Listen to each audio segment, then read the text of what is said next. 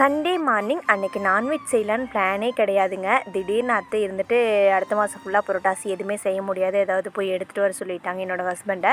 அவரும் 2 பக்கம் போய் பார்த்தாரு, எல்லா பக்கமும் கடை க்ளோஸு. கடைசியில் பெதப்பம்பட்டி போய் சரியான கூட்டத்தில் நின்று எப்படியோ எடுத்துகிட்டு வந்துட்டாருங்க. வரக்கு முன்னாடியே நான் கொஞ்சம் ப்ரிப்ரேஷன்லாம் பண்ணி வச்சுட்டேன். வந்ததையுமே போட்டு எல்லாம் போட்டு மிக்ஸ் பண்ணி வச்சுட்டேன். ஏன்னா சாப்பிட்றக்கே 11 மணி ஆயிடுச்சு. புதினா எல்லாமே பிடுங்கிட்டு வந்து மட்டன் சுக்காவும் சிக்கன் பிரியாணி மட்டும் சிம்பிளாக செஞ்சுக்கலான்னு. ஏன்னா நிறைய டிஷ்ஷஸ் செஞ்சு சாப்பிட்ட மாதிரியே இருக்காதுங்க. ஏதாவது சிம்பிளாக இந்த மாதிரி 2 டிஷ்ஷு செஞ்சு வச்சிட்டோம்னா கொஞ்சம் சாப்பிட்ட மாதிரி இருக்கும்.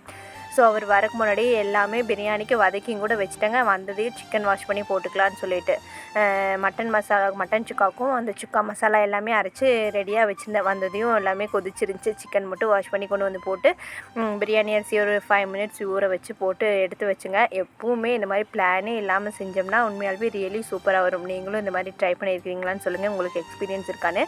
எந்த ஒரு விஷயமே பிளான் பண்ணி செஞ்சால் அந்தளவுக்கு நல்லா வராதுங்க. எதிர்பாராமல் டக்குன்னு முடிவு எடுத்து செய்கிறோம் பார்த்தீங்களா, அது உண்மையாலுமே நல்ல ஒரு ரிசல்ட் கொடுக்கும். அதே மாதிரி தாங்க சிக்கன் பிரியாணி வேறு லெவலில் வந்துருந்துச்சு. எடுத்து விசில் எல்லாமே விட்டு வச்சுட்டு இங்கே வந்துட்டு ஆஃபீஸில் ஸ்பீக்கர்லாம் வச்சுருக்குறோம். பாட்டு போட்டுட்டு ஜாலியாக சமைச்சிட்டு இருந்தேங்க. நான்வெஜ் எப்பவுமே இங்கே தான் செய்வோம். இனி வந்துட்டு இங்கே செய்ய முடியாத வெளியில் எடுத்து போட்டலான்ட்டு இருக்கிறோம். ஏன்னா இங்கே ஃபுல்லாக ஆஃபீஸ் ரெடி பண்ணிட்டோம். சாமி கும்பிட்றதுனால டெய்லியும் இங்கே நான்வெஜ் செய்ய முடியாது இல்லைங்க. அதனால் இதுவே வெளியே எடுத்து செட் பண்ணிடலான்னு சொல்லி பிளானில் இருக்கிறோம். சுக்கா எல்லாமே அங்கே போட்டு வச்சுட்டு முட்டையும் போட்டு வச்சுருந்தேன், ஒரு 3 முட்டைங்க. அதையும் எடுத்துகிட்டு வந்து தொளிச்சு கொண்டு போய் வச்சுட்டு சுக்கா சூப்பராக வந்துருந்துச்சு. இந்த டைம் பர்ஃபெக்ட் கன்சிஸ்டன்சியில் வந்துருந்துச்சுங்க, பார்த்தாலே தெரியும். ஸோ நெக்ஸ்ட் டைம்லேருந்து மட்டன் சுக்காக்கு பதிலாக வேறு ஏதாவது ட்ரை பண்ணலான்னு இருக்கேன். ஏன்னா ரொம்ப நாளாக இதுவே ட்ரை பண்ணிகிட்ருக்கிறேன். ஸோ அது கூட இந்த கடைசியில் அந்த வடை சட்டியில் கொஞ்சம் சாப்பாடு போட்டு பிணைஞ்சு சாப்பிட்ற சுகமே வேறு. என்னோட one of the most favourite டிஷ்னே சொல்லலாம். என்ன டிஷ் கொடுத்தாலும் இந்த மாதிரி ஒரு டேஸ்ட் வராது. பிரியாணி நீங்களே பாருங்கள், அவ்வளோ புளிப்புன்னு இந்த டைம் அவ்வளோ சூப்பராக வந்துருந்துச்சுங்க. டேஸ்ட்டும் செம்மையாக இருந்துச்சு. ஏன்னா நான் வந்துட்டு 2 டம்ளர் அரிசி தான் போட்டேன். இதுக்கு 1/2 கிலோவுக்கு மேலே சிக்கன் போட்டிருந்தேன். ஸோ ஈக்குவல் போட்டால் டேஸ்ட்டு வேறு லெவலில் இருக்கும். அந்த எசன்ஸ் எல்லாம் இறங்கி சூப்பராக இருந்துச்சுங்க.